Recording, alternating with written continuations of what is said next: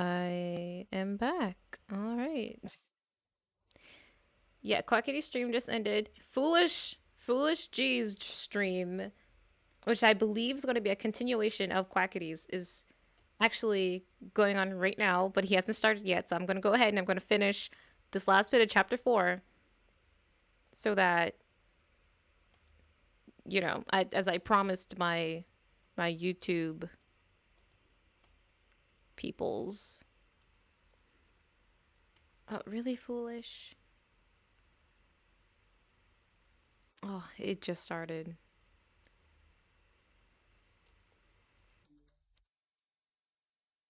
Uh,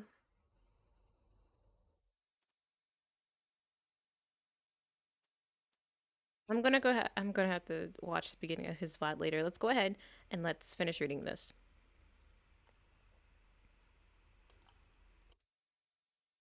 Okay.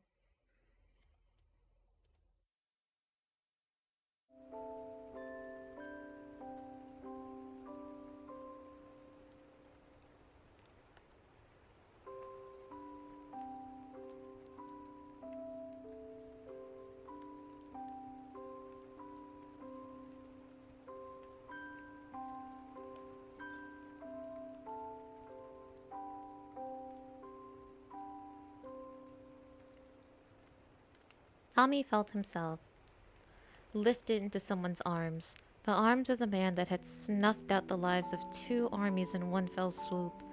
Tommy wanted to push him away again, to spit his anger and his disgust, but he was too weak to do either. He could only lie there, staring up at his brother's face, twisted with anguish. His mouth was moving, speaking words Tommy could barely hear. "Let me go," Tommy wanted to say. "Give me back to the ground." But then Wilbur started humming. It was a song. The song. The song Tommy had been humming just this morning, lifetimes ago.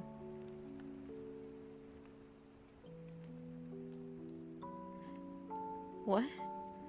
Tommy breathed, the rest of the question dying on his lips. He couldn't keep his eyes open. He should. He knows he should. Because otherwise he'd be... Your lullaby, Wilbur sobbed, his tears hitting Tommy's cheeks. It's the lullaby I used to play for you on my guitar when you were younger. And just like that, everything that came back was forgiven and forgotten and gone. But was that such a bad thing? Rest would be nice. If it meant his lungs would stop hurting, if it meant his chest would stop aching. Sleep was good. Sleep was... I miss your music, Wilbur. Tommy could feel someone stroking back his hair so gently, so lovingly. Keep your eyes open, Tommy. Techno. Keep your goddamn eyes open. Bad. He needed to keep awake. Techno was telling him to. And Tommy always did what Techno said. Because Techno was his tutor. His teacher. His big brother. I would have... Tommy coughed. He felt blood trickle down his jaw, and then nothing at all. I would have liked to hear you play together again. Tommy's hold on him tightened. Somewhere far away, someone was screaming for a medic. And Tommy knew. Tommy knew it was... We'll play for you, Techno vowed. When we get home, we'll play for you. As many times as you want, Tommy. I'll let you beat me when we spar. I'll let you braid my hair. Or even cut it all off if you want. Anything you want, just keep your eyes open. A shadow fell over them, in the shape of wings that Tommy had only seen once before. Then he had flown out of Tommy's bedroom. Window, and out of their lives forever. Or not forever. Tommy tried to raise his head to see his father's face, but the pain was too much. Dad, Tommy whispered. He still wanted to do so much. He still wanted to scream at Wilbur and then embrace him. He still wanted to find flowers for Techno's hair. He still wanted to go home to the kingdom that they had protected. He still wanted to hug his dad. But a darkness was quickly gathering. Tommy? Tommy had no idea who had said his name. It all sounded so very far away. Don't leave me, Tommy begged. Please, I'm so scared. We're here, Tommy. A kiss on his forehead, someone holding his hand, strong arms around him. Wilbur, humming his old lullaby. Warmth, even in the dark, will always be here. Too late. Thank you, Tommy breathed. Thank you. He had so much left to say, so much left to offer. Love, forgiveness, cheer. But he would leave it there until he woke up again.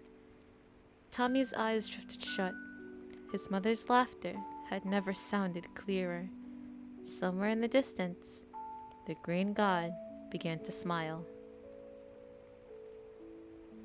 Ow. Well, this one hurted. I'm sorry, I can't make jokes. Must pog the pain away. Man, I'm really actually trying not to cry right now.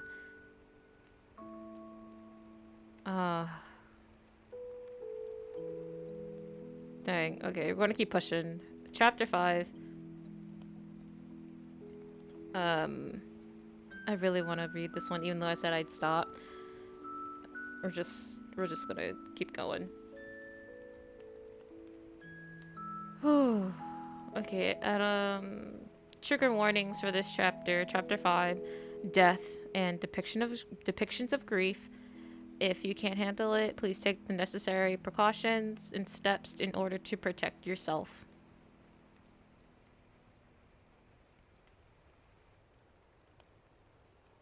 Okay. He first held Tommy in a sunlit room. He had come earlier than expected. It was such a small thing, so much smaller than his brother had been. The midwives had told them there was a chance they could lose him within the hour, and his wife had cradled the newborn against her chest, sobbing against his pale skin. "My baby," she cried. "My little fighter. Be brave, Tommy. Be strong." But Tommy was so still in his mother's arms. Filza had stood at her bedside, watching her coo and cry at a baby that did not stir. He had lived 1,000,000 lives, and all its miseries combined could not compare to the pain of being a mourner at his son's birthbed. And as the minutes churned on, heedless of the growing abyss inside his chest, he found that he could not even cry.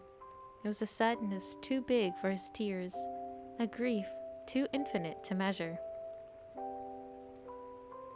And then his wife had offered the baby to him, to give him his chance at saying goodbye despite her own despair.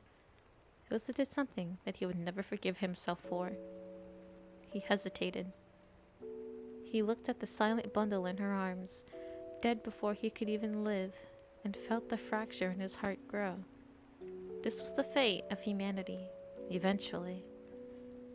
It did not matter if Tommy lived to the next year, the next decade, or the next breath. He could still one day die, bitter and numb and hateful of the world. Filza wondered if it were better that Tommy died now, before Phil could grow to love him more. People mourn the beauty of a wilting rose, but an unblooming bud would give a quieter heartache. But Tommy wasn't a flower. He was Tommy. He was Phil's son, and he loved him now as much as he could love him later, though later might never come. But his arms were made of stone. They would not rise as much as he willed them to. If he held Tommy now, he knew he would never let go. He would follow his baby to his grave. And then, there he was, sneaking past the guards and the midwives, passing under a grieving god's notice. He climbed up into bed, smiling at his mother, apparently oblivious or immune, as often starry-eyed children were, to the anguish that coated the very air of the room. "Is this my brother?" Wilbur asked, leaning over the baby in his mother's arms. "May I hold him, Mother?" A lump formed in Phil's throat. He turned away before Wilbur could catch sight of his face, and when he turned back around, Wilbur had Tommy in the gentle crook of his arms. The sunlight slanted over them, and Phil wanted to remember them like that forever. His two beautiful sons, immortalized in gold. Wilbur's earth-brown curls hid his expression as he bent over the baby, murmuring something Phil almost didn't catch. And the baby began to cry. Wilbur pulled back, astonished, his face drawn in awe. "What is it?" he asked frantically. "Did I do something wrong?" "No," Phil sobbed, falling to his knees before the three of them. His lovely, laughing wife, his kind, bewildered Wilbur, and his loud, shrieking Tommy. "You did everything right, my boy. You're perfect." Now Wilbur held his brother, a baby no longer, but still so small, to his chest as they walked through the quiet, empty camp. Wilbur spoke the words he'd first spoken to his brother all those years before, over and over, like an enchantment or a prayer to bring him back to life once more. "I will love you forever. I will love you forever. I will love you forever." But this time, Tommy did not wake up, and Philza was still made of stone. Breaking a page. He walked the ruins alone. Night had fallen, but the moon and stars were hidden by heavy clouds cloaking the earth in darkness. The sky itself was in mourning. Tubbo moved through the gloom. "He's alive!"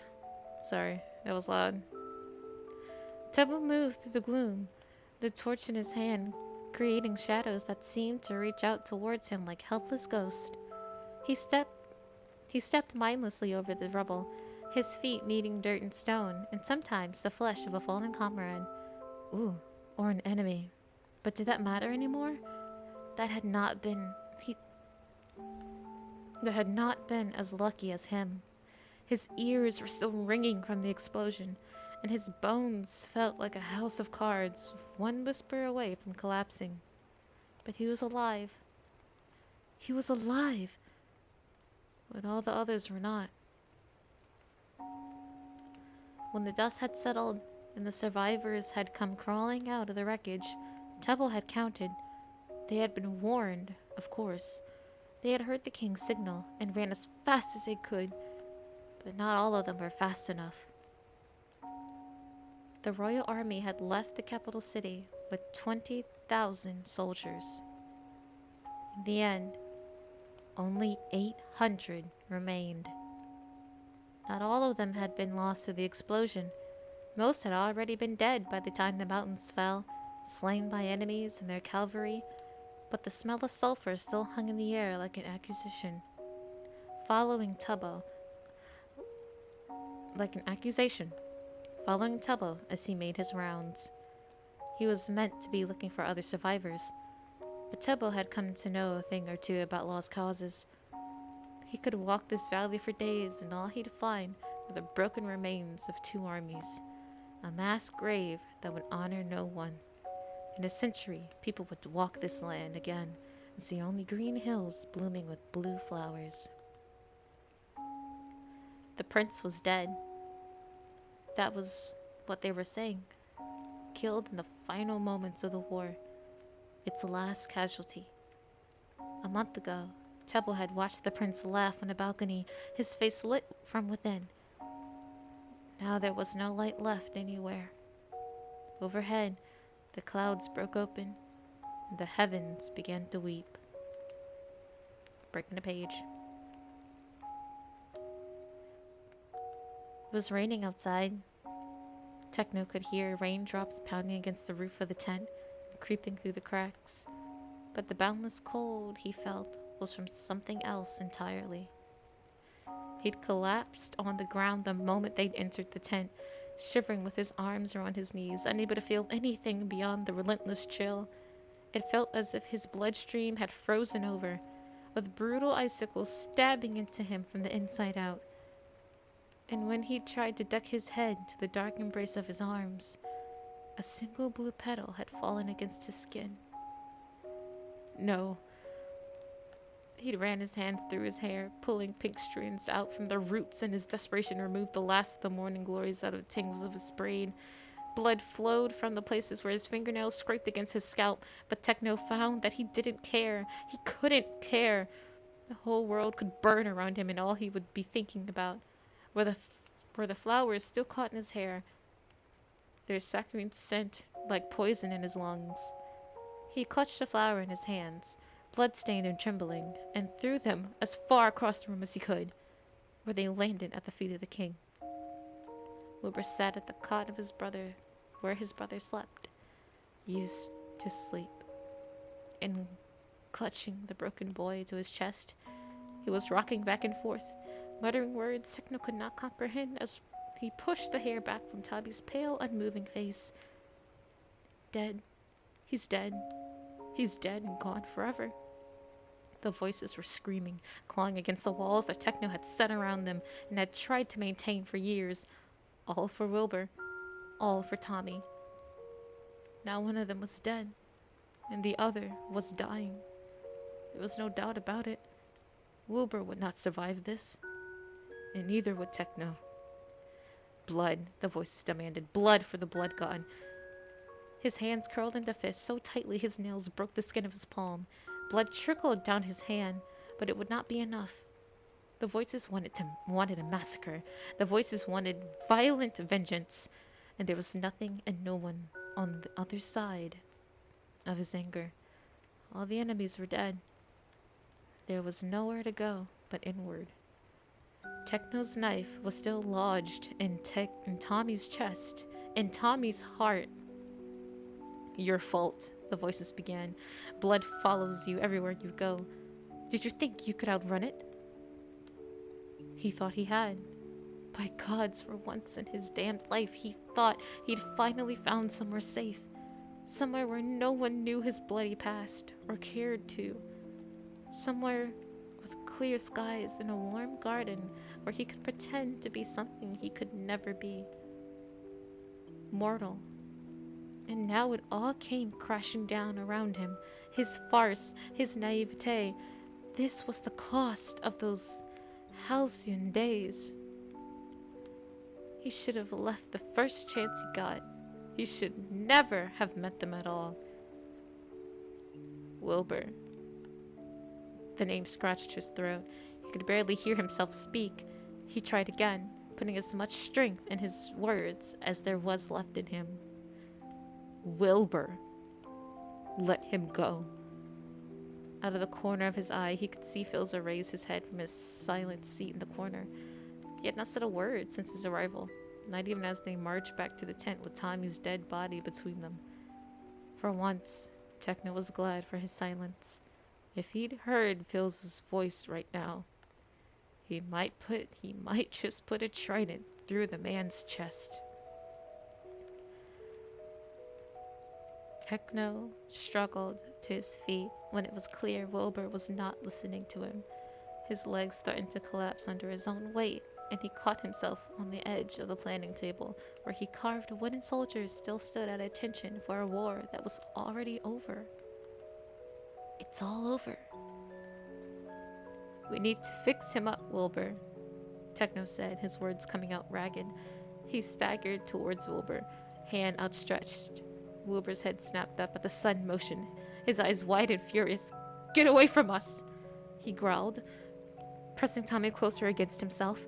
The movement made Tommy's head loll to the side, allowing Techno to truly see his face in the candlelight for the first time. Techno's breath hitched in his throat. Tommy looked so peaceful, as if he was simply sleeping. As if any moment now his eyes would flutter open and he'd grin up at the both of them, easily diffusing the tension as only Tommy could. Wake up, Techno begged, prayed, wished. Please, wake up. But he never would again. You can't hold him forever, Techno spat. For God's sake, Wilbur, there's still a dagger in his chest. Wilbur looked down at the still bundle in his arms, noticing the state of his brother for the first time. Absently, mechanically, he reached out to wipe a streak of dirt from Tommy's cheek. His expression grew incensed as the stubborn soil clung ferociously to his brother's skin, and Techno feared he might just wipe Tommy's flesh down to the bone. Are you trying to peel him? Techno demanded angrily. Wilbur looked up at him with a look of unbridled wrath, but did not reply. With a scoff, Techno took a stray piece of cloth hanging off the table and marched to the tent flaps. He drew them open and leaned out into the rain, catching the cold water with the cloth until it was damp. Cold water slipped down his wrist, but it was still a distant feeling, felt by another man and another time. When he turned back to them, Wilbur was still clinging to Tommy like a lifeline. Let him go, Techno ordered. Wilbur shook his head silently, his shoulders trembling. I can't. Wilbur, I said I can't. Techno stomped towards him until he was standing over Wilbur. Of course you can. It's easy. Just open your damn arms and put him on the bed. Wilbur glared. It would be easy for you, wouldn't it? Techno narrowed his eyes at him. What's that supposed to mean? Cold. Everything was cold. Cold in his lungs, cold in his heart, cold in the very depths of his soul, if he still had one. Cold from the rain, cold from Tommy's skin, cold from Wilbur's damning eyes. Thunder cracked in the distance. It was going to be a long night. Breaking the page. It's easy, he said. Just open your damn arms. Wilbur didn't know if he wanted to laugh or wail at Techno's words. There was nothing easy about anything anymore. Every breath left like inhaling broken glass. Every thought was a raging shriek. There was blood in his mouth from where he'd bitten the inside of his cheek just to keep himself from screaming. And by God, did he want to scream. He wanted to tear the whole world apart with his bare hands, burn and salt it, leaving nothing behind, not even one whisper of what once was. It did not deserve even the memory of Tommy. You heard me, Wilbur hissed at the man standing before him, both of them glowering, but not truly seeing each other. Everything comes easy to you, doesn't it, blood god? Techno's brows drew together in anger. You don't get to throw that back in my face. Not tonight. Not after everything I did for you. Wilbur's arms trembled. He looked down at his brother's sleeping face. Sleeping? Sleeping? He isn't sleeping. He's dead. Dead. With a rattling breath, Wilbur traced the curve of Tommy's cheek, stopping where it used to dimple when he smiled. And then Wilbur looked down at where a knife still jutted out of his chest like a violent reminder. Fresh tears stung his eyes, and he tried desperately to blink them away before they could fall. And still, a rebel tear found its way down his face, carving his dirty cheek in half. Death. Such a small word for such a big thing. Wilbur hadn't even wanted Tommy on the battlefield in the first place. He had planned to leave Tommy at the castle, where he would be safe behind the walls in his own personal army of guards. But Techno, God's damn Techno, had talked him out of it. Tommy is stronger than you'd like to admit, Techno had said, and smarter than anyone gives him credit for. And if you leave him behind, you will not only lose an irreplaceable asset, you will also lose your brother's love. Don't stand there and tell me that Tommy will allow you to fight this war without him. What will you do when he inevitably protests? Lock him up in his bedroom? Shackle him to the wall? You tried to protect him once before, and look where that got you. And so Wilbur had taken his brother to the front lines, ordered the tailors to make him a uniform that Wilbur would have killed to never see him wear. And then he'd sent his brother, his baby brother, his Tommy, off to the slaughter. And now he's dead. Dead in the red and blue colors of the family that failed him one last time. No, the voices hissed. Not your family.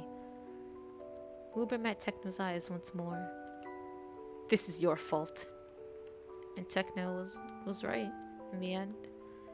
It was damnably easy for Wilbur to stand, open his arms, and place Tommy down on the cot before his body had moved on its own. But this time, every action was deliberate. Deliberately, he shrugged off his torn and bloody coat and put it over Tommy to keep him warm, if warmth was something dead bodies still felt. Deliberately, he tucked a loose strand of Tommy's hair behind his ear. Deliberately, Wilbur let his brother go. Deliberately, he turned and faced Technoblade. Anger.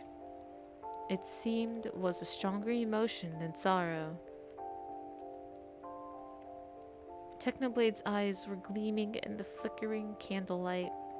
He still held a wet cloth in his hand, but he clutched it so fiercely, Wilbur would not be surprised if it was merely shreds by now. Be very careful, Techno drawled, of what you're about to say to me, Wilbur. You told me to bring him here. Wilbur flung the accusation like an arrow from a bow, watching it strike its mark. And you were their target. We're all just collateral damage for all the crap you've done. The past caught up to you, Technoblade. Why the hell did you have to bring us all down with you? Thunder crashed around them like vicious war drums, followed by a flash of lightning that bathed everything in a ghastly glow. Technoblade and Wilbur stared at each other across the flower-strewn gap that grew between them with every word. They were two ghosts in limbo, twin stars drawn to each other's collapsing gravities. They were going to destroy each other tonight, and Wilbur was going to enjoy every damn minute of it. I told you, Technoblade growled. I told you I would take care of them, didn't I? I could have stopped this at the border, but you wanted to play the peaceful dignitary, even when the bloody facts were staring you right in the face. Wilbur remembered that day clearly, the day the first of the spies' reports had come in, confirming that the voices had been whispering tauntingly for weeks. Wilbur, as always, had called for Technoblade's advice. Technoblade had read the missives once, looked up, and simply said, I could kill them all. Wilbur had flinched. Techno, that's not... I could. You know I could. Technoblade had leaned over his desk, meeting Wilbur's incredulous stare with hazy eyes. Just say the word. Wilbur had not. They'd argued like they'd never argued before, like they were arguing now. And Technoblade had left, slamming the doors on Wilbur's office with such force it rattled the books off his shelves. And then not even a day later, the Green Army had massacred an entire city at the borders. Had Technoblade been right then? Was Technoblade right now? Wilbur found it didn't matter. He didn't care. All he wanted was to rip and tear. His fury would not discriminate. Technoblade. Wilbur shook his head ruefully, always choosing violence at every turn. Technoblade inhaled slowly. You don't know what you're talking about. Oh, I don't. Wilbur watched Technoblade's features twist in surprise and grim anticipation, quickly hidden by a veneer of indifference. Did he know what was coming? Did he fear it as much as Wilbur was eager to twist the knife? Tommy didn't know about where you go. Tommy didn't know about where you go off to on your little nighttime escapades. But I do. Wilbur finally said, finding a grim sort of delight in the way Techno froze on the spot. Did you think I wouldn't notice? Did you think I wouldn't ask questions? Or follow you? You're an idiot, Wilbur, Techno said, his words nothing less than venomous. Wilbur only smiled in the face of his fury. Did you at least have fun murdering your way through the woodlands, Techno? He'd been 17 when he found out.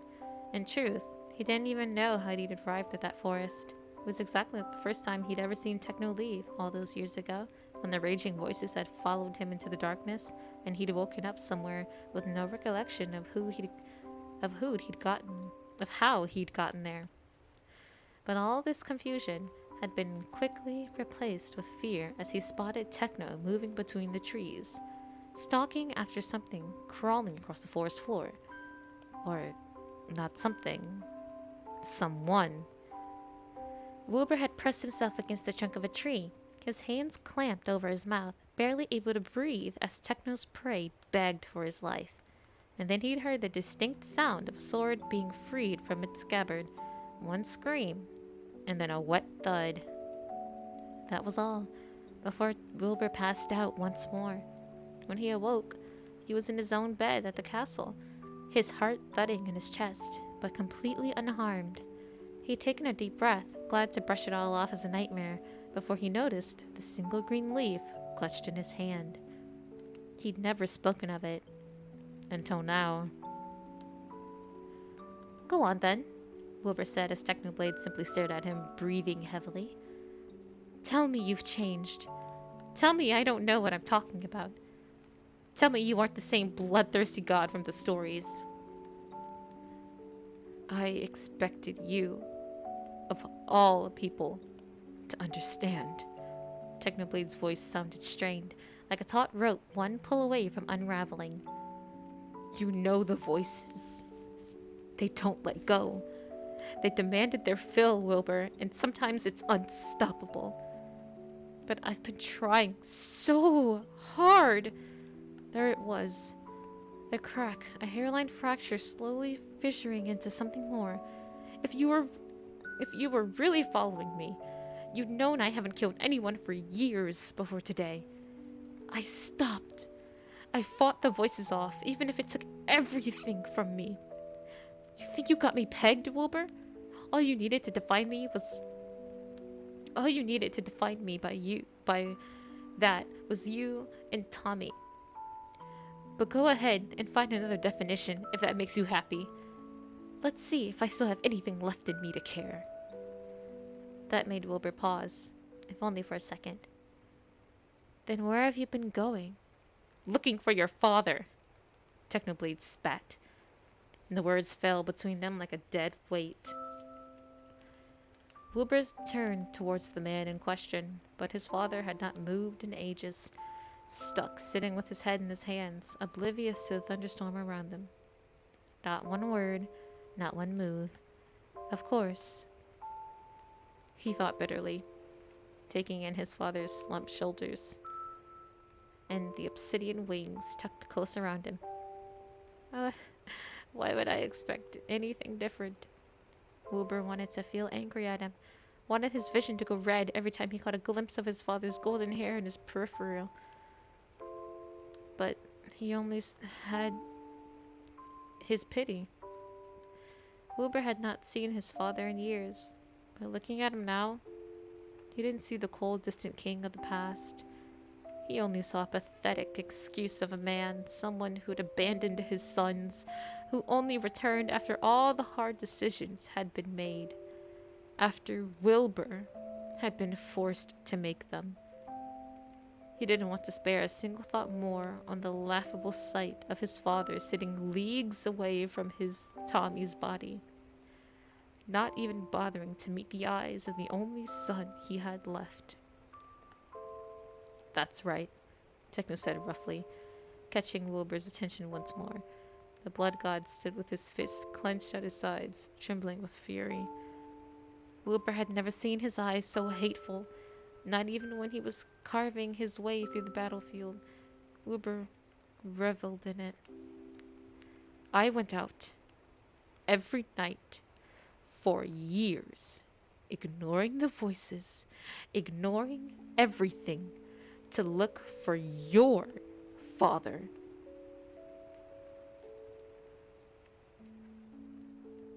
To give him back to you because I saw you.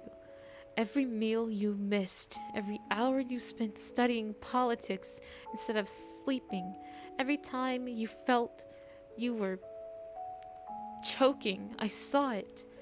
I was there for it, and it killed me. So I went off to look for someone to help you. I tried telling you I've changed. I only bite when my family's in danger. But you still see me as some sort of rabid dog? And those people I did kill in the forest? They were criminals, Wilbur. As if that changes anything. Tell that to the army you just blew into smithereens. You set the explosives. And you gave the order. So where does that leave us? For a moment, they simply stood there, staring at each other, catching their breaths. The storm still raged outside, but some bit of it was living inside Wilbur's chest. This was the end game. Wilbur knew they were standing on a precipice. If one of them jumped now, they were lost to each other forever. And so, Wilbur leapt. Maybe it was better Tommy died before he found out what you are, he said slowly, deliberately. You must be happy. At least now.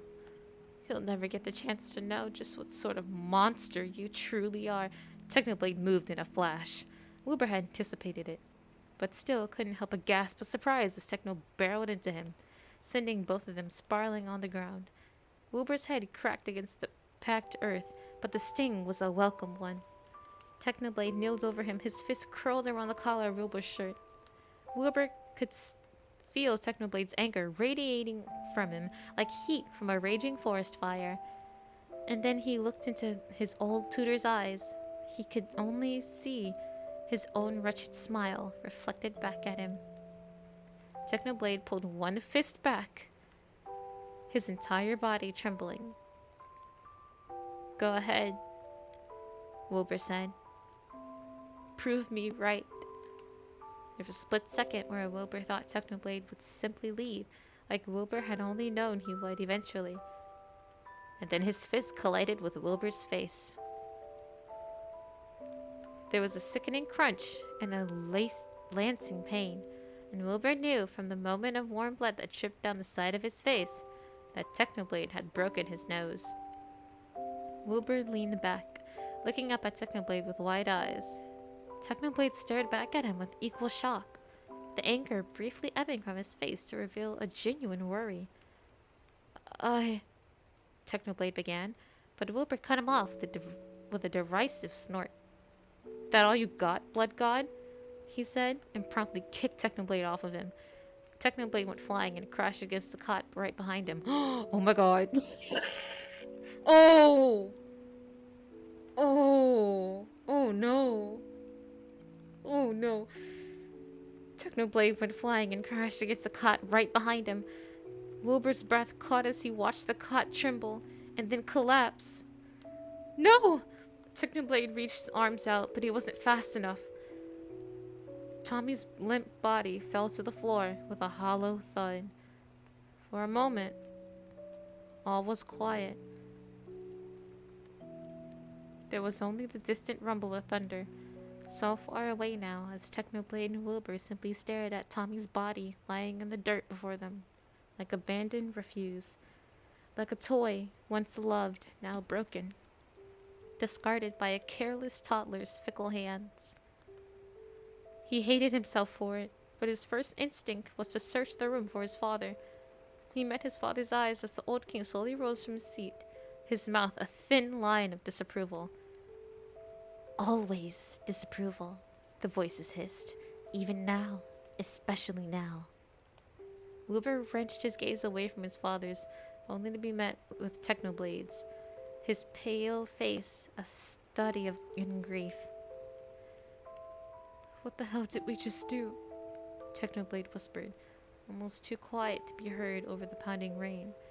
But Wilbur was already rushing to his feet.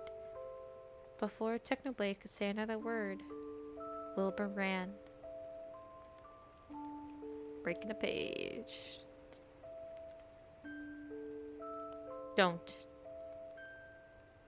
The warning was soft, but booked no argument. Techno stopped at the edge of the tent where he had been readying to chase after Wilbur.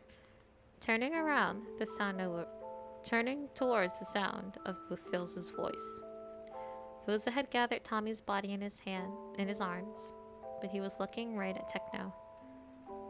He needs space, Phil continued, his blue eyes almost gray in the dim light. How would you know? Techno wanted to say, but his gaze fell and caught on Tommy. What was left of his anger evaporated into mist as he took in the state of his... Oh no. What was left of his anger evaporated into mist as he took in the state of his pupil. Just say it, your little brother. The blood and mud still on his skin and clothes, the dagger still protruding from his small, unbreathing chest. Phil held the boy with infinite gentleness. Tommy's head nestled against the crook of his arm.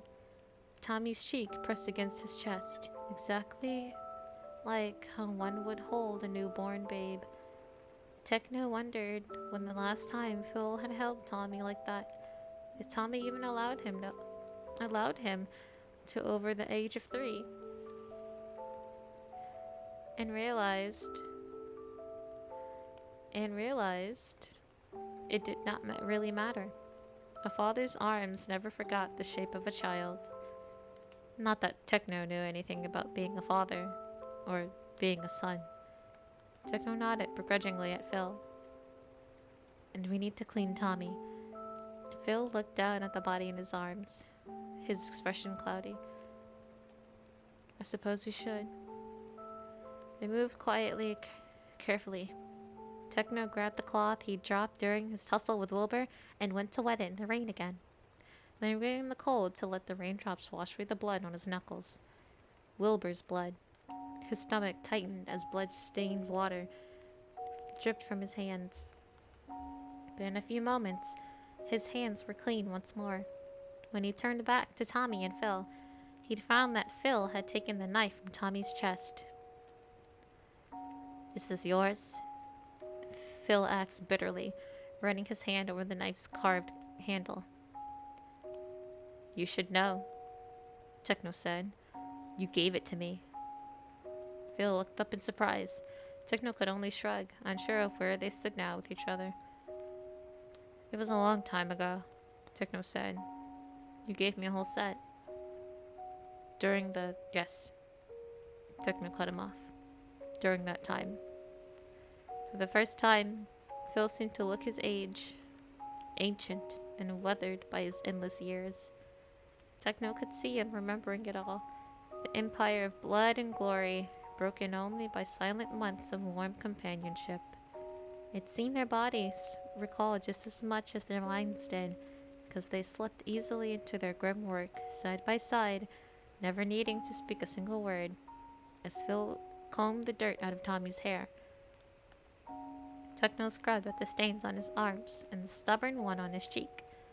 And when Techno's breathing began to slow at the sight of the jagged wound on Tommy's chest, Phil silently worked Tommy out of his torn shirt and into the fresh one that did not bear the scars of battle. Then they stepped back, surveying their work. Tommy was polished.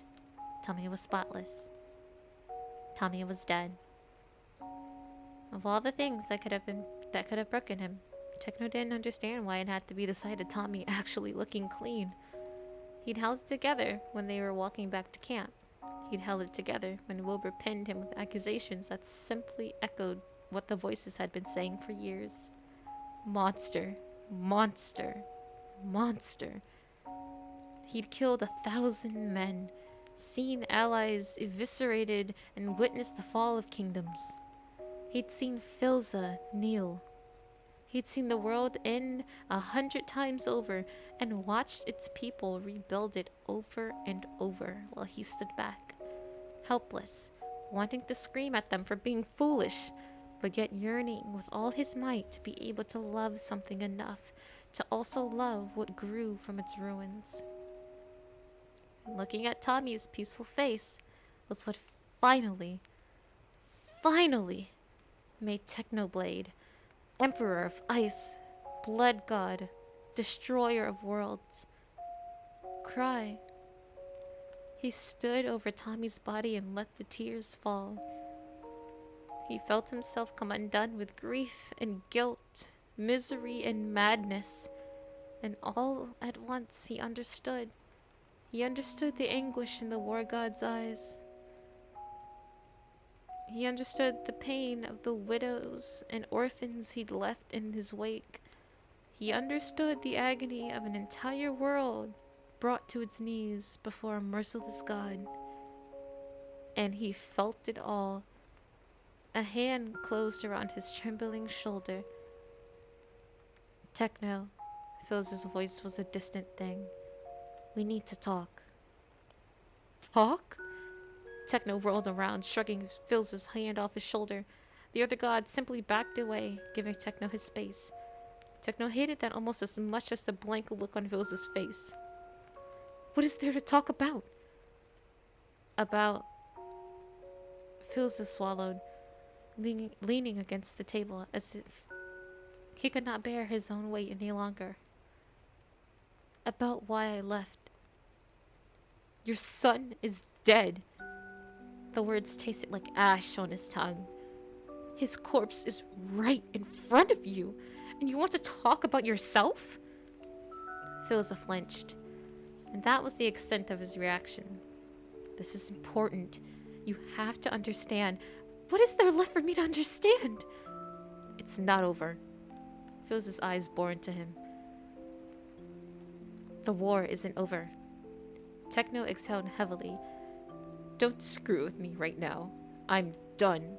I'm finished. Would it help? Philza said slowly. If I told you the leader of the Green Army, its general, its ruler, whatever, is still out there? Techno blinked. Techno blinked, hot tears still stinging his eyes. What? Phil's lips drew into a thin lie, a habit Techno recognized from their Empire days as something Philza did when he was trying not to scream.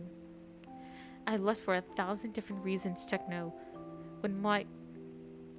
When she died, I just knew.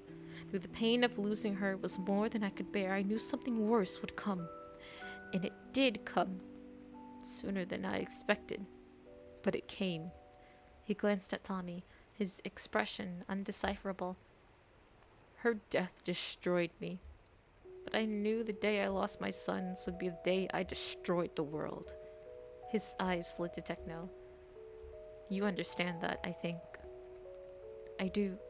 Technoblade did not want to agree with him on anything, but there was no other explanation for the voices slowly getting louder and louder inside his head. He was beginning to lose himself.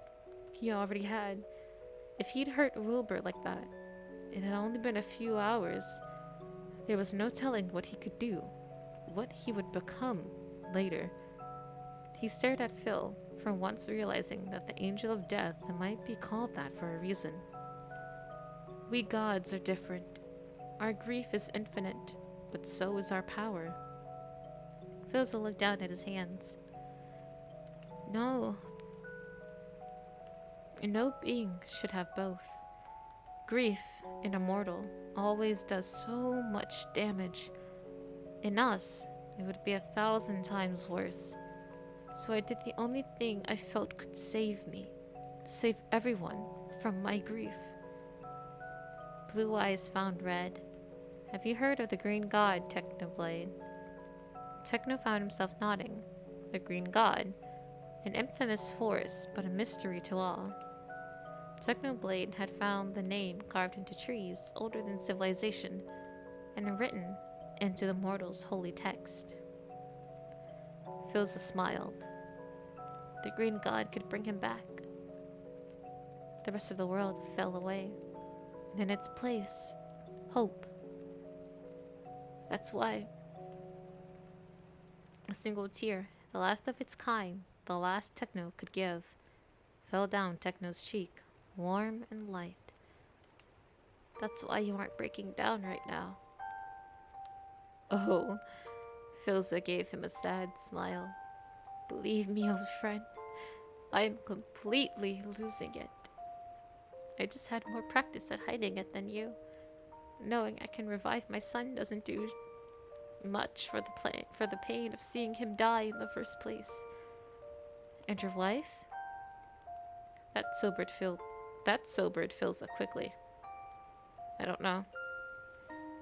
The text I read, there were millions, had conflicting stories about the Green God's rules, what he can do and can't do. They all agree he's powerful, even more powerful than you and me combined, I reckon.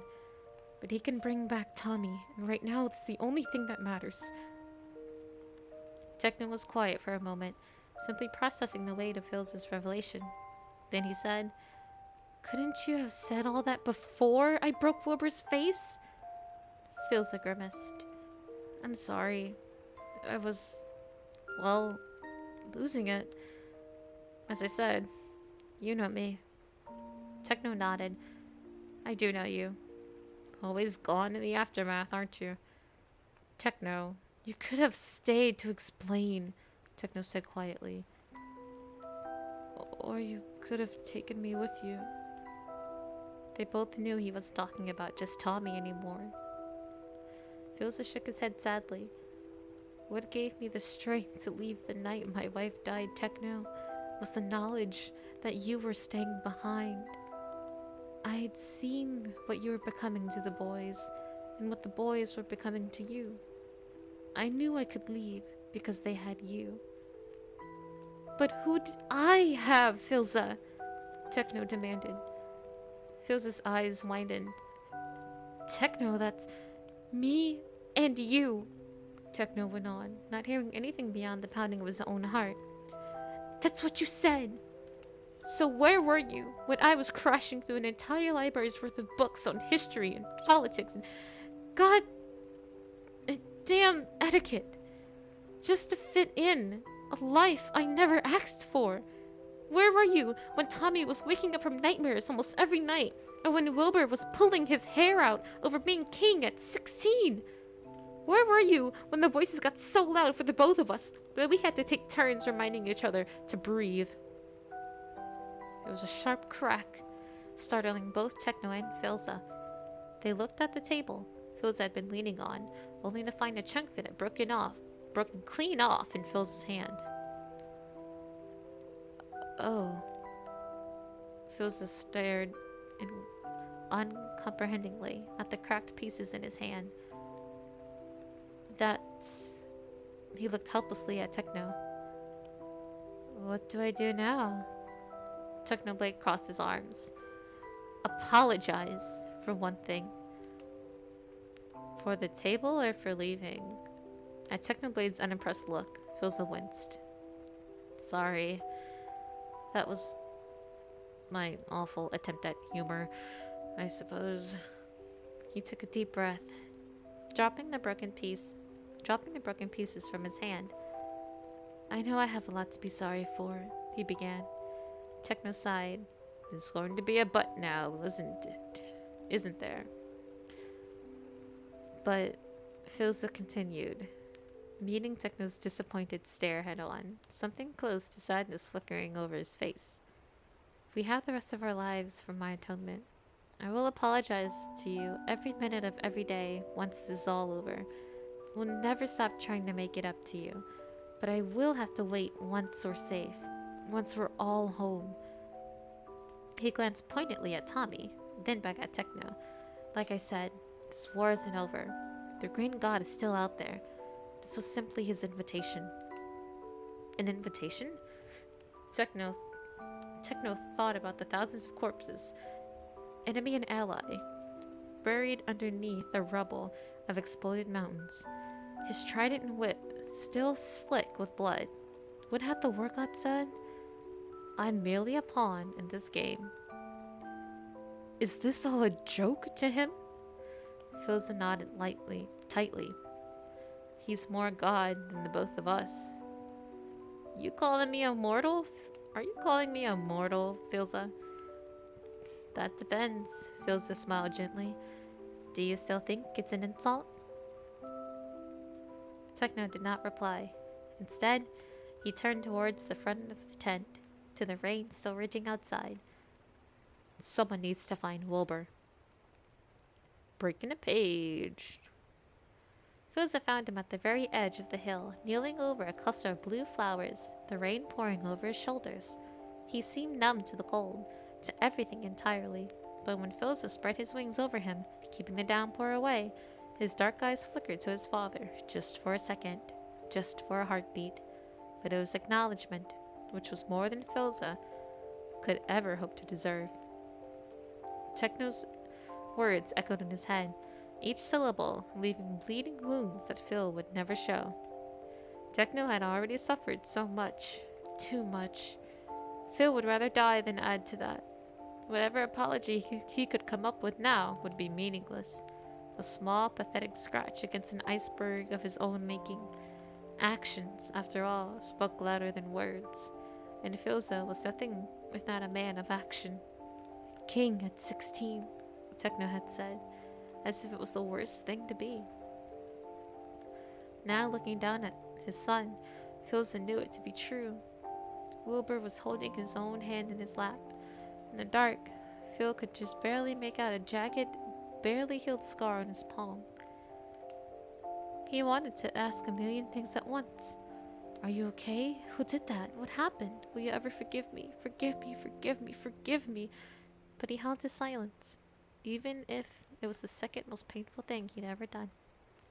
He waited and waited. He would wait until the world ended, if that was what it took. And then eventually,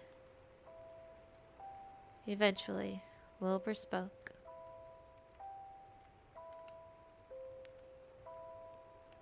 It really was meant to be. I'm sorry? Phil asked gently. Yeah, Wilbur sighed heavily. You should be. Will, why didn't you visit? Wilbur asked suddenly. Overhead, lighting arched across the midnight sky, and Phil finally allowed himself to really look, at his son. His jaw was sharper, his shoulders broader, but underneath the blood and grime, the haunted eyes, it was still his boy, his Wilbur, terrified of the dark. Or even write a letter. Anything. Phil's heart shattered. Because if I allowed myself that foot in the door, I knew I wouldn't have had the courage to leave again. And did you ever think of us? Of course. Every second of every day. I never thought of you, Wilbur said. Or at least, I tried not to. I saw you everywhere. In the paintings, in the garden, down every hallway, in Tommy's eyes, in Techno's words.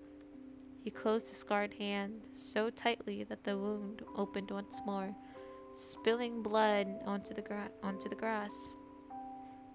But what's strange is that I never saw you in me. Thunder echoed over the valley, but Philza barely heard it. I think that's a good thing, Wilbur. No. Wilbur gave a rueful shake of his head. No, it's not. I'm tired of pretending it is. I'm tired of everything. I wish I could be just like you and leave it all behind without looking back. That was enough. Philza went and knelt before Wilbur, his hands finding Wilbur's shoulders. Wilbur's expression crumpled, and Philza knew it wasn't just rain dripping down his cheeks. Leaving you and Tommy, Philza said, almost killed me, Wilbur. But I knew I had to spare you from exactly this. He shook him slightly, desperately, just to get any sort of emotion behind those cold brown eyes. We can bring him back, Wilbur.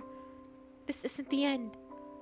He told Wilbur of his plans, of the years he'd spent hunting down every lead and every whisper of the Green God who could rewrite history, rewind death itself. I know, Phil said. I know this doesn't absolve me of the things I've done, leaving you when your mother had just... I thought I was protecting you from my world, but I should have understood earlier. You are my world. You and Techno and Tommy. And after this, after the Green God gives us your brother back, we can go home together. And you can be Prince Wilbur again if you want. Or we could go somewhere else, find a place nobody knows our names, and just be. For a while, Wilbur was silent again. Speak, Philza begged. Please talk to me. At last, Wilbur said, You know, children don't really care about why their parents leave. They only care that they did. It's a blessing, I suppose, that I never truly was a child, even when I was young. He nodded once, almost to himself. And how sure are you that the Green God will give us anything? After all he's done? Because I'll make him, the Angel of Death vowed. Wilbur scoffed. Right. Techno told me about you, you know. Well, I guess you told me about Techno first, with your bedtime stories. Every time I pray to the gods, I've only ever been praying to you. I'm not much of a pious man now. Wilbur gave him a ghost of a smile. But I suppose faith is stronger when tested, right? Before Philza could say anything, Wilbur threw his arms around his father, pulling him into an embrace. Philza stilled, a frozen, unmoving statue in his son's arms. And then he cracked. He leaned into Wilbur, his own arms going around Wilbur and pulling him close. He still remembered the last time Wilbur had allowed himself to be hugged like this by his father. He was older now, and heavier, but that would never matter. Phil had never forgotten his initial hesitation at holding Tommy. That shame would follow him forever. But after that, he promised to hold his sons for as long as they would let him, and he had sworn never to be the first one to let go. Phil had spent 9 years, 10 months, 3 days, and 16 hours from his eldest son. And now, in the rain and in the dark, where nobody could see him cry, he was finally home. Wilbur buried his face in his father's shoulder, clinging on for dear life. This isn't forgiveness, he whispered. I know, Philza whispered back. You have a hell of a lot more explaining to do. I know. And when we get Tommy back, you'll have to bend over backwards to appease him. That boy holds grudges longer than I do. I know, Wilbur. I know. Phil let Wilbur nod against him. Then that's where we'll start. Breaking the page. When they returned, Technoblade was waiting at the mouth of their tent, the light behind him making him barely more than a shadow. In his left hand was a roll of bandages ready for Wilbur's nose. Wilbur found himself grinning, a quip already on his tongue, but was silenced as Techno crossed into the rain and wrapped Wilbur in his arms. Wilbur sunk wordlessly into the god's embrace, and both of them were finally warm. Forgiveness came easily with brothers, after all. The Angel of Death looked on quietly. He would not be welcome for this moment. Not when there is too much between the three of them still. But he knew someday he would be again. One day, the four of them would be together in a home full of sunlight, looking forward to that distant time. Philza finally felt peace. Inside the tent, a golden-haired prince slept on. Woo! That was chapter 5. That was awesome. Oh my gosh, my heart. Boku no kokoro. 本当に痛い。本当に痛い。Oh my gosh. I just, like, I'm angry at Phil. Like, of course, you're gonna show up at such an important time, like, in your family's lives. Like, your son, literally, like, you're going to hug your son and it just dies. And then it's just this dude really was sitting here trying to crack jokes at Techno, like, what you want me to apologize for, the chair, or for me leaving? I went to go grab some milk. Like, bro, you, for how many years? 9 years he was gone. Like, this is insane.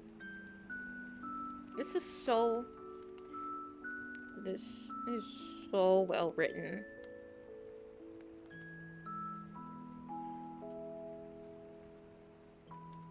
I am loving this storyline. If they actually end up bringing Tommy back, like, this is gonna be my most favorite story for Minecraft YouTube. Like, this is going in my bookmarks, and I don't just put any story in my bookmarks.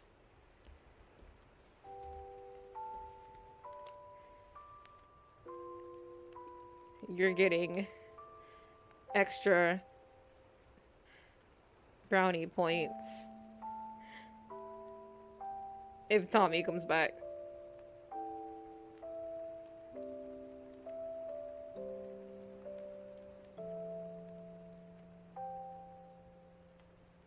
Y'all, I hope he comes back. Like, don't break my heart like this. I don't see revival in these tags. Let's go. Okay, chapter 6. We're going on ahead. I knew I told myself I was gonna stop and I was gonna read the last 3 chapters by myself, but like, we're going. Consider this a treat. Cause I'm high-key tired. I've been going at this since, oh my god, it's almost 7 o'clock. Oh, you're lucky I like you guys. Okay, Passerine, chapter 6. My palms and fingers still reek of gasoline from throwing fuel to the fire. Ew. I'm gonna have to check out this song, because I mean, I can't play it on stream because I'm pretty sure I would get a copyright strike, and I'm not trying to do that. Alright, so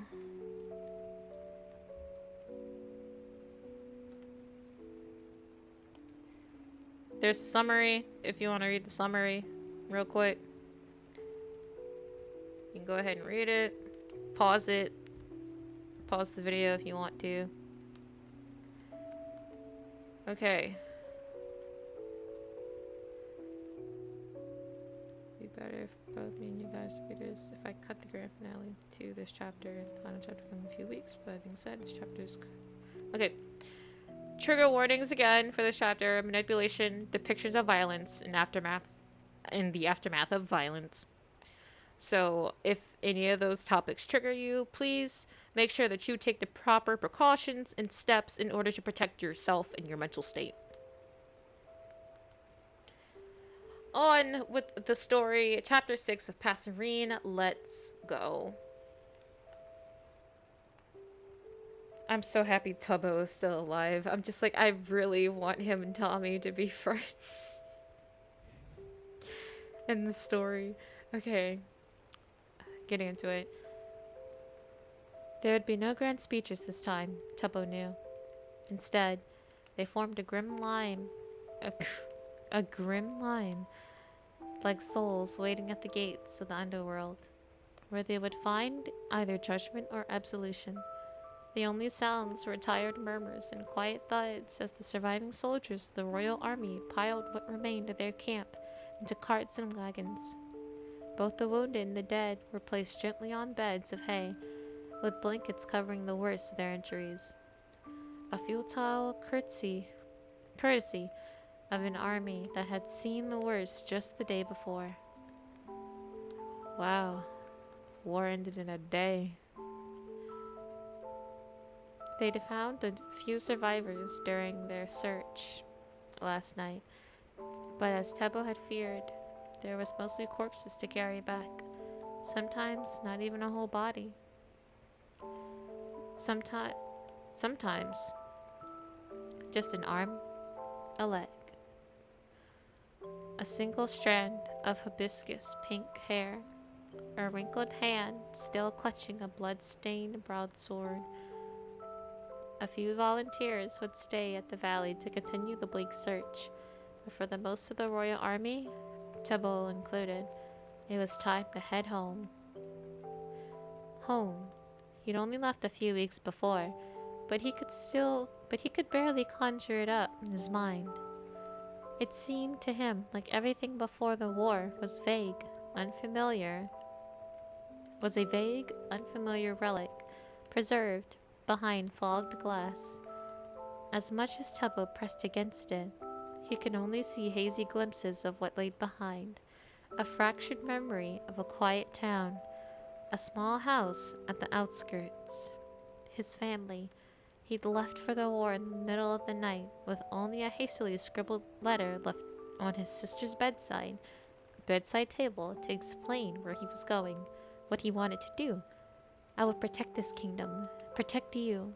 He wondered if she could still recognize him when he could no longer recognize himself. Wasn't that what family was for? Weren't they supposed to know him? Especially if he felt like a stranger in his own body? Tebo tipped his head up to the sky, letting the faint rays of dawn warm his frozen limbs. There had been a terrible storm last night, but the only traces of it today were the dewdrops clinging to grass and the mud slick beneath Tebo's boots. He shook himself out of his reverie. There was more work to be done. There was always more to be done. Slowly, Tebo weaved around the bustling panoply of people and carts, helping where he could, tying down boxes of supplies, feeding the horses, and checking their bridles, rewriting someone's arm sling, anything that kept him moving, anything that distracted him from the gnawing feeling in his gut. He looked over his shoulder at the valley behind them, expecting to see a green-clad soldier crawling across the rubble towards him, reanimated by vengeance, but there was nothing but open air. There was nothing but open air and a flock of birds circling lazily overhead. Carrion crows or vultures. It didn't matter which. They would be feasting well today.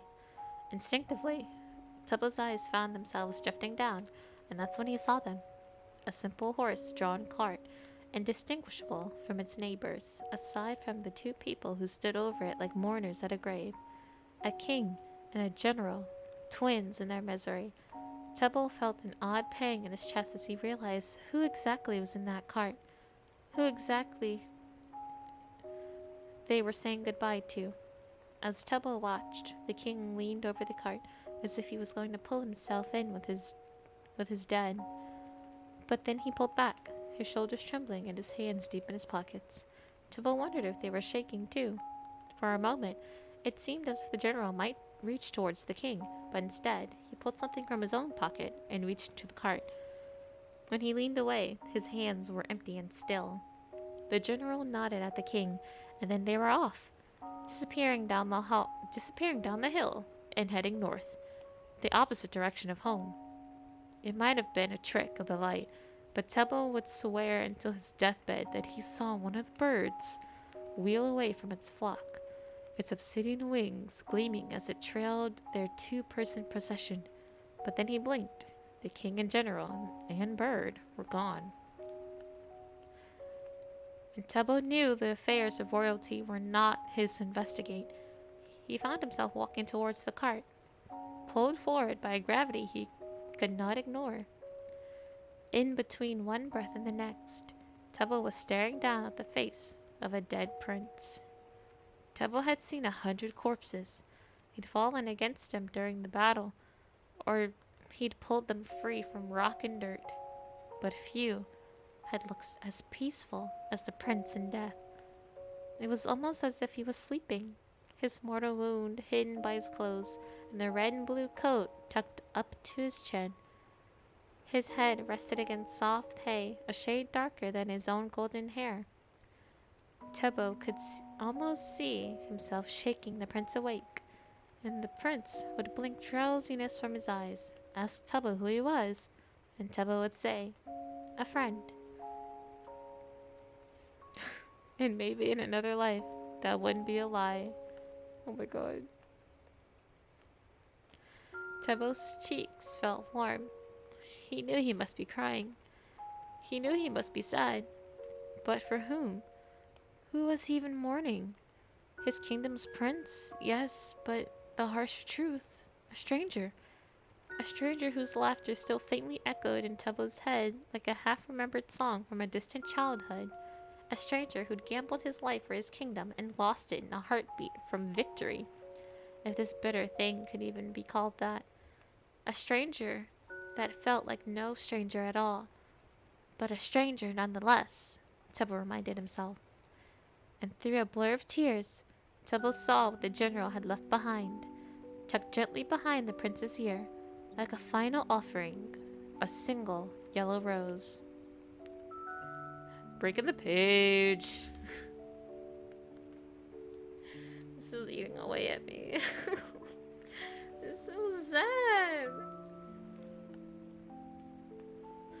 It would be a long journey. It had taken the Green Army more than a month to make the same trip. But, as Techno had pointed out, they'd been slowed by their foot soldiers and their sheer numbers. Techno and Wilbur had neither.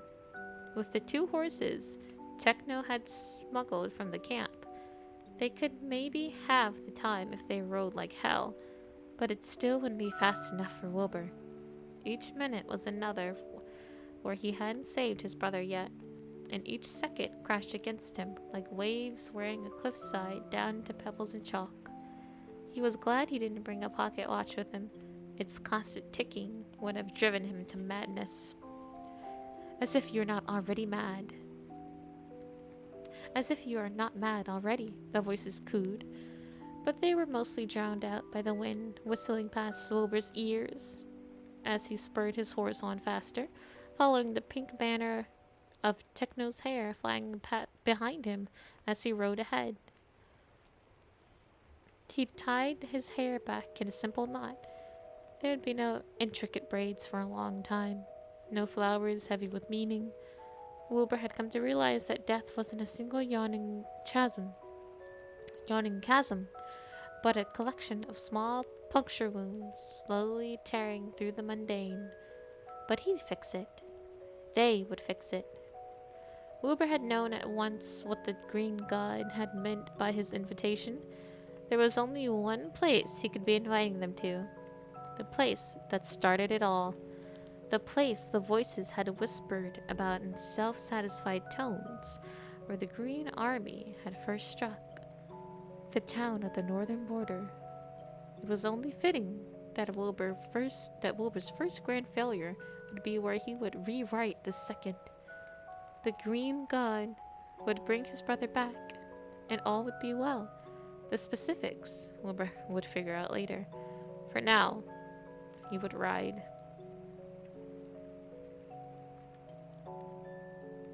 Okay. I don't want to keep blocking the words, so...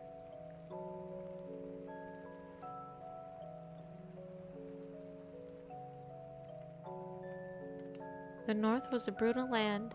Wilbur had averted his eyes as they passed underneath the shattered points of the mountains that bordered the Blue Valley. But the smell of blood and sulfur had stayed with him until they broke into the tundra beyond. And then there was simply nothing.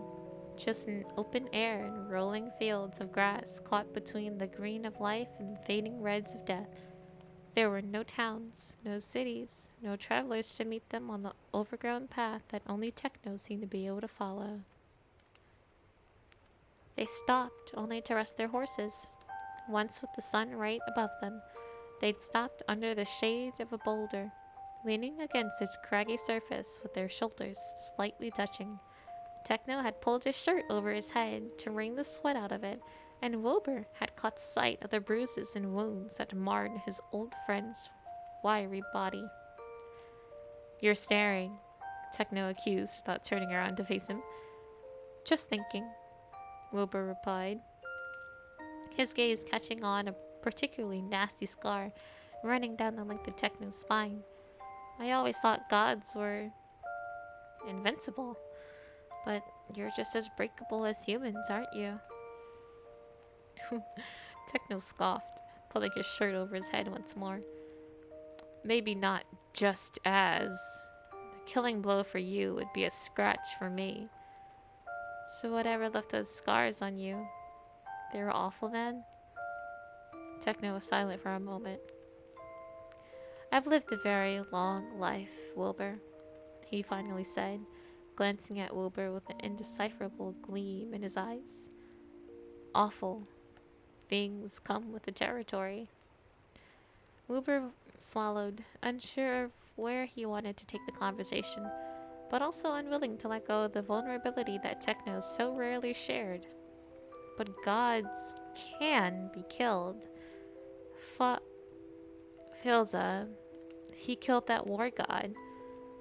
Neither of them missed the tremor in Wilbur's voice as he named his brother's killer, or the hesitation with which he said his father's name.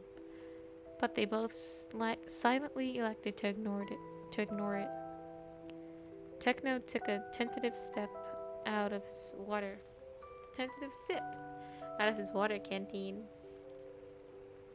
squinting into the distance as he thought. It would take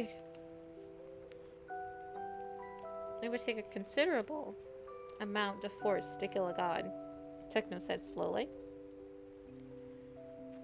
his brows furrowing. "And your father, Phil, he's that strong, huh?" Wilbur tipped his head back and searched the skies until he found the distant speck of his father hovering overhead, his obsidian wings spread wide.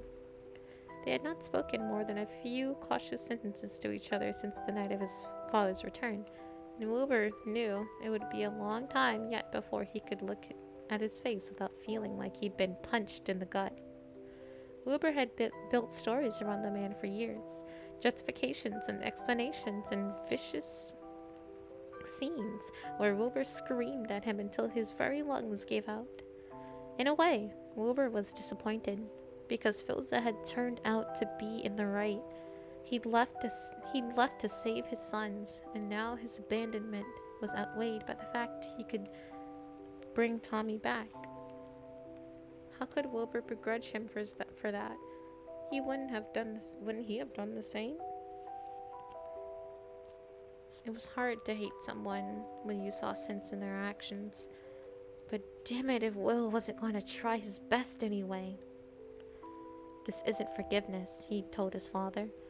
He never added a yet. Even the mere possibility of absolution, Wilbur thought, was more than Filza deserved. "I died years ago." Wilbur shot Techno a confused glance, but Techno was still staring straight ahead, his eyes unseeing. "That's what the war god said, I think. I think it was easier to kill him then. I think he let us do it." Techno closed his eyes as a sudden gust of wind blew through the tundra, raising the hairs on the back of Wilbur's neck. Vengeance is a powerful motivator, but it's like a fire you have to keep feeding, or else it burns out, or burns you. He offered the canteen to Wilbur, who took it and brought it quietly to his own lips. "I think the war god simply ran out of kindling. Or maybe he just got tired of tossing shit into the flames." Techno let out a breathy laugh. "Guess we'll never know." He pushed himself off the rock and began heading towards their grazing horses. "If you keep stalling with dumb questions, we'll reach the border by the time you're dust and bones, and I really don't want to be bargaining for 2 dead people. One's already a hassle." Wilbur threw the canteen at his head, but Techno caught it out of the air effortlessly, without looking back. Show off, Wilbur grumbled, but he was smiling for the first time in what felt like centuries. This won't last, the voices reminded him as he followed Techno back to their mounts. The stage is set for a tragedy, Prince. This hungry audience will accept nothing else. Screw you and your stage, Wilbur thought, catching Techno's eyes as the general hauled himself up onto his horse. Once upon a time, Wilbur would have cowered at the echoing threats inside his head. But now, he stared right back at the monster and refused to be the first to flinch. Breaking the page. And they rode on. Breaking the page. My voice, my throat is actually hurting so much right now. Guys, this is the most that I've ever talked for like this long straight.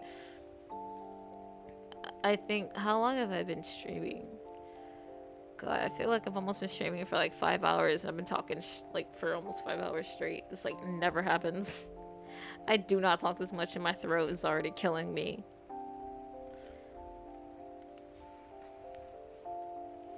They slept under the stars. Or more accurately, Wilbur slept, fitfully, tossing and turning with nightmares. It would be naive to think he could find peace anywhere, even in the oblivion of sleep. If it had been his call, he would have ridden through the night without pause. But Techno had vehemently vetoed the idea. Wilbur had tried to argue, but Techno was quick to shut him down with, "You are useless to me, sleep-deprived." Over the years, Techno had come to learn that the only way to get a man like Wilbur to concede was to cut deep and cut fast. By the way Wilbur's jaw tightened, Techno knew he'd hit his mark.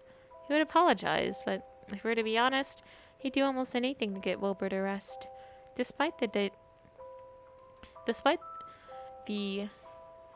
divinity in his veins, even Techno felt like he was fraying at the edges. He couldn't even begin to imagine what the past weeks had done to a mortal like Wilbur. Wilbur had begrudgingly slid down from his horse and laid himself on the cold ground of the tundra with a pile of blankets. "I'll keep watch first," Techno said, knowing he wouldn't wake Wilbur until dawn. Wilbur nodded, knowing the same, and by the time Techno heard the telltale signs of a winged god's descent, Wilbur was asleep. Techno's bird Filza glanced as he settled himself against a pile of their supplies. His blonde hair was wind-tossed, and his clothes ruffled, but for a man who'd spent the day closer to the sun than the highest soaring birds could ever even fathom, there was relatively nothing out of place, except his eyes. Techno had never seen a god more weary, but then again, he hadn't looked at a mirror in a while. Already thinking about leaving again? Techno mused. Filza tore his gaze away from Wilbur's sleeping form. "No," was a simple reply. Techno stared at the man before him, wishing he could believe him. Filza sighed as he sat down on the grass, crossing his legs under himself. For a while, there was only the howling of the winds to fill the silence and the distant squawk of a bird on the hunt. And then Filza said, "What was he like?" Techno looked up from where he'd been idly pulling at the grass beside him, but Filza was looking at Wilbur again, his expression unreadable in the dim moonlight. Wilbur's face was a pale thing, and under the pile of blankets, it was as if he wasn't even breathing. Techno looked quickly away. "What do you mean?" Techno prompted when Filza seemed content to just stare at his son until morning. Blinking slowly, Filza amended. "Tommy. What was Tommy like when he was growing up?" Techno's nails dug into the dirt. Neither Techno nor Wilbur had spoken Tommy's name. Filza hadn't spoken at all, mostly because he was determined to keep as much distance as possible between him and Wilbur. But for whose benefit, Techno didn't know. But now the name sat between them, as heavy as a curse, as hopeful as a prayer. Techno turned Phil's question over, treading the line between the truth and what he wanted to say. There was not much overlap. His son's childhood was a luxury Philza had squandered away the moment he wrote the pathetic excuse of a goodbye letter. It would take more than a few weepy conversations during a storm to crawl back into Wilbur and Techno's good graces. Eventually, Techno shrugged. Tommy was Tommy. Philza nodded as if he understood enough. But how could he? He'd left when Tommy was 6 and returned just in time to watch Tommy die. Tommy had lived a life, however short, between those 2 points. Philza didn't know petty, petulant, passionate Tommy, brave, bold, belligerent Tommy. He hadn't been there to watch Tommy grow up, hadn't been there to teach Tommy how. That was all Wilbur and Techno. He was... Techno pulled a fistful of grass from the earth and tossed it lazily into the air. The wind picked it up and blew it all north. Techno thought his words over into the grass, leaves disappeared into the night. He was loved. That's the only thing you need to know. Philza had tipped his head up to the stars. Techno turned away before the first of the tears could fall. Thank you, Techno. Breaking the page. And they wrote on. Breaking the page. Bro, I'm really like trying to keep myself. I'm really trying to distract myself right now. I'm really not trying to cry.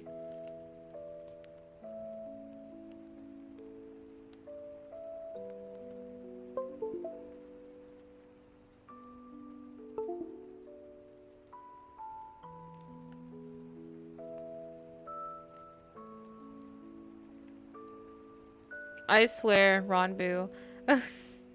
Ronbu. He said yesterday that he would make a notification that'd be like, "Oh hey, you up?" And like he literally did that. Oh my god. Anyway, moving on. Getting back into it. Oh my god, there's so much of this chapter left. Please, my throat hurts.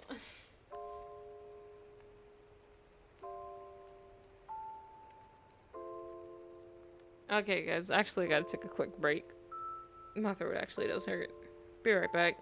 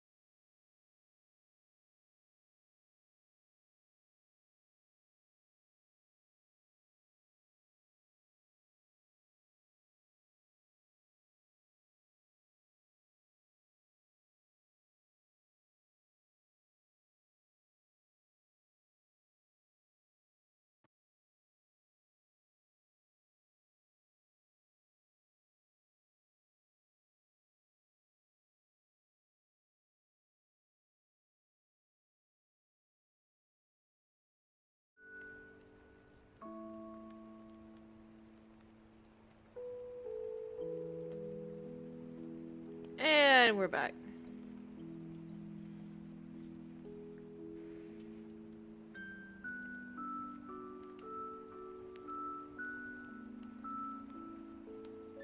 Alright. Man, reading aloud really does take take some energy. Oh man. Okay, let's go ahead and finish this so I can. You have this and then the next chapter, which I don't believe the next chapter is gonna be that long. Yeah, I'm still going. It's crazy, isn't it? Yeah, you know me. I felt bad if I just do chapters 1 through 4 and like I ended it there. So then I was just like, I'm gonna go ahead and just finish the entire fanfiction and then record my reaction to the animatic that goes with it. So we're gonna do that, and then I'm off for like the next.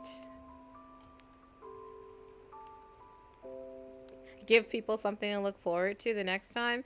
That is actually a really good idea, but like I really want to watch the animatic. That is true. I could do that. Just like leave on a cliffhanger like right here. And I just leave this for next time. That is true. I could definitely do that since I'm actually getting tired right now. Oh, you're giving me ideas, June. That is true. That is very true. That is how TV shows are made. That's how good movies are made. That's how good books are made. Leave you on a cliffhanger and keep you wanting more. Because I already exported the first part to my YouTube channel. So I'm leaving it up to people there. If they want the other chapters read aloud, then I'll go ahead and I'll record that. But I think this would be a great point to stop since reading this aloud is actually physically taxing on my voice since I really don't talk this much. I really don't. Like, I feel like I'm going to end up with a sore throat in the morning because my throat actually hurts. And I'll actually just read the rest of it. I'll read the rest of it by myself on my own time.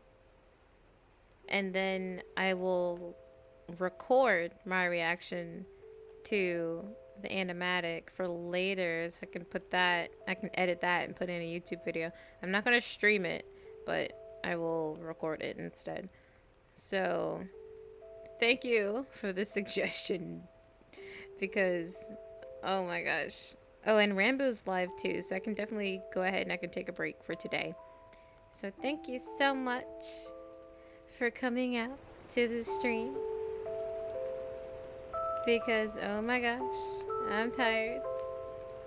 I'm sure you guys are tired too. You can go ahead and check out the links in my below in the about me, my Discord, my new YouTube VOD channel is also there, and my as well as my Twitter I think is there. If it's not, it's somewhere in my profile on the right side. All my links to my socials are there. Go ahead, check it out. You don't have to follow, but if you do, it's free, and if you don't like me, that's okay. Plenty of people don't. You can always unfollow for free next time. But thank you so much for checking me out. I did notice that a lot of people actually popped into the stream because I did advertise on Twitter on both of my accounts. So thank you so much for doing that. I really do appreciate it. And I will probably see you tomorrow. Oh wait. Oh my gosh. Guys, my birthday is tomorrow. I forgot. I forgot about my birthday. Oh my gosh, I forgot about my birthday. My birthday is tomorrow. I mean, whatever, but I can't believe I forgot. Anyway, okay, I'm gonna end the stream. I'm gonna end the stream now. I'll see you tomorrow. We'll finish off the rest if people ask for it on YouTube. Only if people ask for it on YouTube. But yes, birthday stream tomorrow. I did have a plan to stream Left 4 Dead 2. So I'll do a short stream for that. 2 hours max. I'm not going past 2 hours like I did today because I'm dying. Alright. Love you guys. Thank you so much. Bye-bye.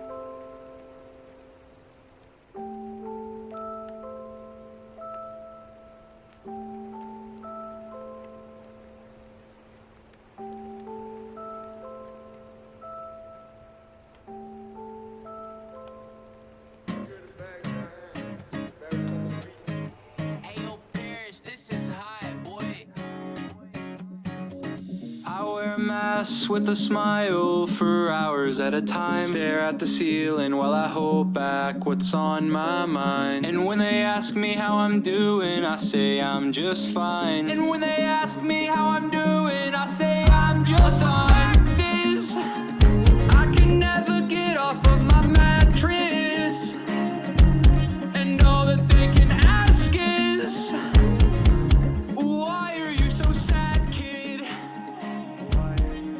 That's what the mask is. That's what the point of the mask is. So you can see I'm trying, you won't see me crying. I'll just keep on smiling, I'm good. And it just keeps on piling, it's so terrifying. But I keep on smiling, I'm good.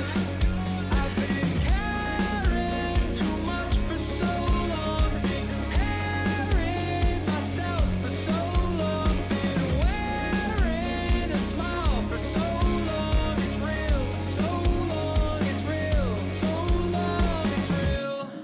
Always being judged by a bunch of strange faces, scared to go outside, haven't seen the light in ages. But I've been places, so I'm okay-ish, so I'm okay. Yeah, I'm okay, bitch. The fact is, I need help, I'm failing all my classes. They think that I need glasses.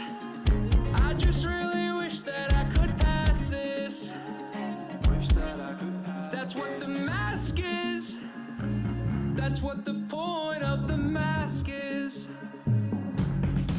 So you can see I'm trying, you won't see me crying. I'll just keep on smiling, I'm good.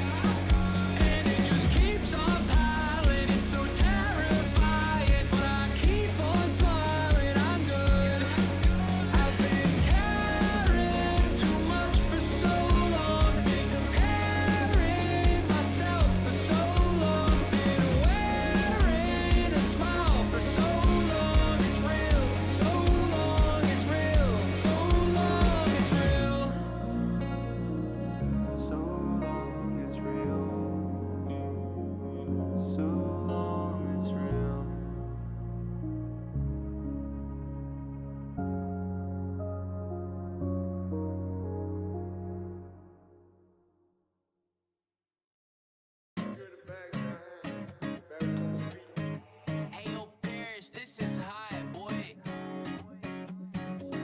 I wear a mask with a smile for hours at a